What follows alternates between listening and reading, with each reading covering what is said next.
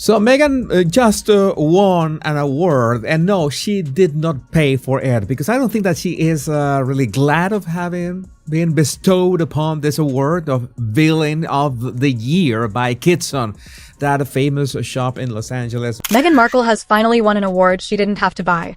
At least, that's how one Los Angeles boutique just framed it. Kitson, the famously snarky store in LA known for its bold window displays, has given Meghan the tongue-in-cheek title of Villain of the Year. We have the Duchess here. All right, Villain of the Year. What are these headlines? Where Prince Harry and Meghan Markle are disliked by Americans. Most unpopular kids in school. Oh, page 6. Meghan Markle defies no dogs rule at farmers market in Montecito because you know what Meghan wants, Meghan gets. They even plastered it right there in their holiday window, thanking the British royal family for the inspiration and adding the line, "Finally, an award she didn't have to buy." So what exactly pushed Meghan into villain territory for them? Why is she being grouped with controversial politicians, Hollywood elites, and people critics say have completely lost the plot? Today, we're breaking down why Meghan ended up on that wall, the headlines Kitson highlighted, and how it all ties into her ongoing drama with her father, Thomas Markle, and these confusing claims about whether she's really tried to contact him. Let's get into it. Meghan Markle is professionally wooing Amazon top boss Jeff Bezos after string of Netflix flops. Not gonna happen. Meghan Markle's homemade jam reportedly mass-produced 2,000 miles away from her Montecito home because, you know, fake everything. Meghan Markle's refusal to let her dad meet kids leaves a nasty stain. He has no choice but to move away, expert says. First, a bit of context. Kitson isn't just any random shop. It's a well-known LA boutique that's made a name for itself by turning its shop windows into a kind of public scoreboard of pop culture villains. Every year, they pick out the figures they think have made headlines for all the wrong reasons, and they don't hold back. On this year's wall, it's not just Meghan. She's sharing space with Mayor Karen Bass, California Governor Gavin Newsom, Cynthia Nixon, who's been making waves and raising eyebrows lately, George Clooney, with headlines about his political comments, and even Katy Perry, dragged in for her own controversies. The message is clear. Kitson isn't praising these people. They're calling them out.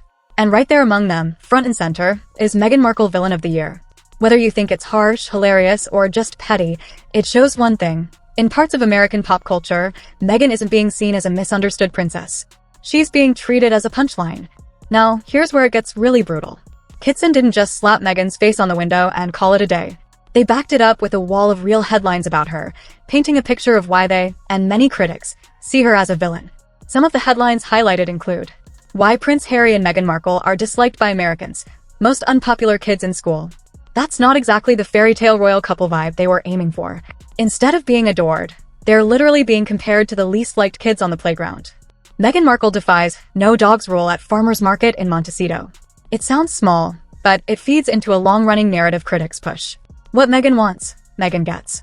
Rules are for everyone else. Bad reviews and failed projects. The commentary around their Netflix content and other ventures keeps turning up the same complaint. Big deals, underwhelming results. Meghan Markle is professionally warning Amazon top boss Jeff Bezos after a string of Netflix flops. Critics mock this as delusional, acting like she's in the position to warn one of the biggest names in business while her own content isn't exactly dominating charts. Meghan Markle's homemade jam reportedly mass-produced 2,000 miles away from her Montecito home.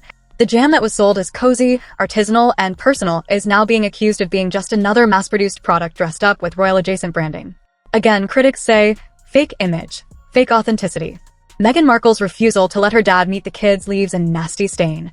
Commentators claim Thomas Markle has no choice but to move on without ever seeing his grandchildren. For many people, that hits a nerve. A sick, aging father and a daughter who won't bridge the gap. To those who already dislike her, these headlines are proof of their narrative. To those who are neutral, it at least raises questions. And this is exactly the image Kitson is amplifying. Not Meghan the victim. Not Meghan the humanitarian. But Meghan as the diva, the rule breaker, and the calculated brand machine. Then there's the image issue. Another headline that's been doing the rounds. Meghan Markle wears festive fashion worth $62,000 in one-minute trailer for Netflix holiday special. In a single short trailer, critics say she is draped in luxury, showing off a curated holiday magic, while her family relationships are in shambles and public sympathy is rapidly shrinking. The contrast is what bothers people. On one side, the carefully polished Duchess, wrapped in designer clothes, inviting viewers to unwrap the magic. On the other, A father recovering from serious health problems, still claiming he hasn't even met his grandchildren. Even commentators who analyze body language and composition point out something interesting. In one particular shot, the announcement of her Duchess title is placed visually in the most powerful area of the frame, top right, where the eye naturally goes first. That suggests what the moment is really about. Not the story, not the viewers, but the title, the status, the persona. That's why some online have jokingly started calling her the Montecito Diva, a woman who wants royal glamour, Hollywood shine, and total control of the narrative, even as the real-life details keep falling apart around her. Now, let's really unpack this whole Meghan finally contacted her father storyline, because this is where things get messy and confusing for a lot of people. According to Meghan's spokesperson, the main reason it's been so exceedingly difficult for her to reach Thomas Markle privately is because a Daily Mail reporter has allegedly been stationed at his bedside, documenting everything. The claim is that this reporter has been broadcasting each interaction and crossing ethical lines, making any genuine private moment almost impossible. On paper, that sounds like Meghan is trapped by the press, once again painted as the victim of media intrusion. But here's where people start raising eyebrows. Meghan is not some powerless figure stuck without options. She has a full PR team, lawyers, security, access to private doctors, private hospitals, and private communication channels. If she truly wanted to reach her father off the record, she has more ways to do it than the average person ever would. That's why critics argue that blaming a single Daily Mail reporter feels less like a real obstacle and more like a convenient narrative. The spokesperson also claimed that, with the help of reliable and trusted contacts, Meghan's correspondence is now safely in his hands. GB News then reported that it understands Thomas has received a letter from her. Not confirmed, not documented on camera, just understands. That wording is soft for a reason. It gives media room to report the story without fully guaranteeing it's true. Meanwhile, those who follow this drama closely point out a pattern. One day, it's reported that she has contacted him. The next day, another source denies it. Then another outlet says contact is planned, or attempted, or underway. So in just a matter of days, the public is hit with 3 versions of the same story. Contact made, contact not made, contact may be made. No wonder so many people are confused and skeptical. There's also the long-running theory that Meghan's letters to her father are almost produced for public consumption. Critics say they're carefully worded, emotional enough to frame her as the wounded daughter, but structured in a way that plays perfectly into a later media narrative if and when they mysteriously leak. Again, that's speculation, nothing officially proven. But it's a theory that refuses to die, especially after the previous court case over her private letter being published. And then you have the practical side. If Meghan truly wanted zero publicity, she could have sent a private doctor or representative to speak to him, reached him through non-media family members, used lawyers to arrange a confidential meeting off camera. None of that would require a press release, a spokesperson, or GB News understanding anything. So viewers are now stuck between 2 very different interpretations. Meghan's version, she's trying her best, the evil tabloids are in the way, and she's just a daughter blocked by unethical journalism.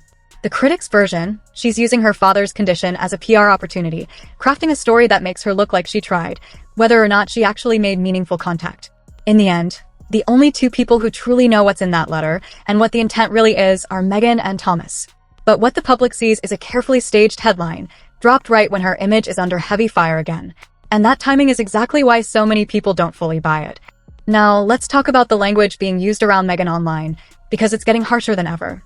One particularly brutal post described her as a pathological liar, accusing her of finally making alleged contact with her amputated father only after she had already lied multiple times about doing so. That's extremely strong wording, and it's important to be clear. These are allegations, opinions, and commentary, not proven legal facts. But here's the key point.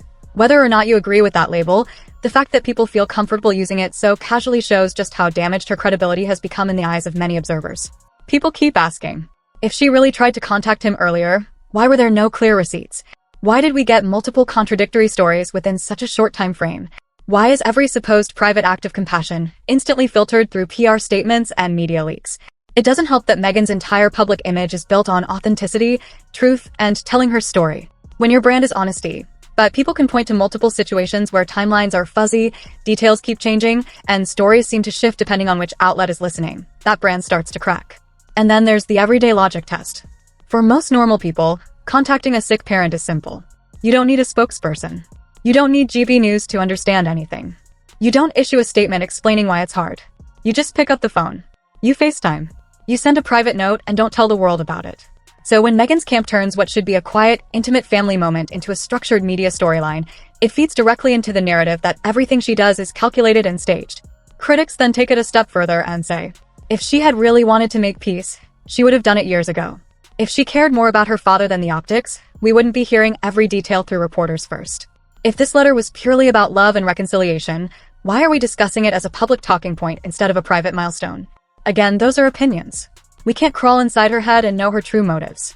But perception is everything in the public arena, and right now, the perception is brutal. And this loops right back to Kitson's Villain of the Year window. Because from the outside, the story that's being told looks something like this.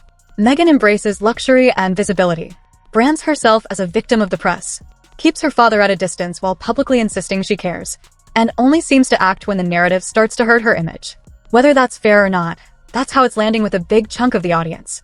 And that's why memes, shop windows, and commentators feel bold enough to frame her not as a misunderstood duchess, but as a manipulative operator who always plays the PR game first. At the same time, it's worth remembering, we're seeing everything through layers of bias, outrage, and media spin. Some people will always see her as a calculated liar. Others will always see her as a woman constantly attacked no matter what she does. The truth is probably somewhere in the messy, uncomfortable middle. But one thing is undeniable. The more these stories pile up with half-verified timelines, press-heavy private gestures, and emotionally loaded statements, the more Meghan's reputation becomes less about compassion and more about confusion, contradiction, and distrust. And that's exactly the kind of environment where a title like Villain of the Year doesn't just appear out of nowhere. It sticks.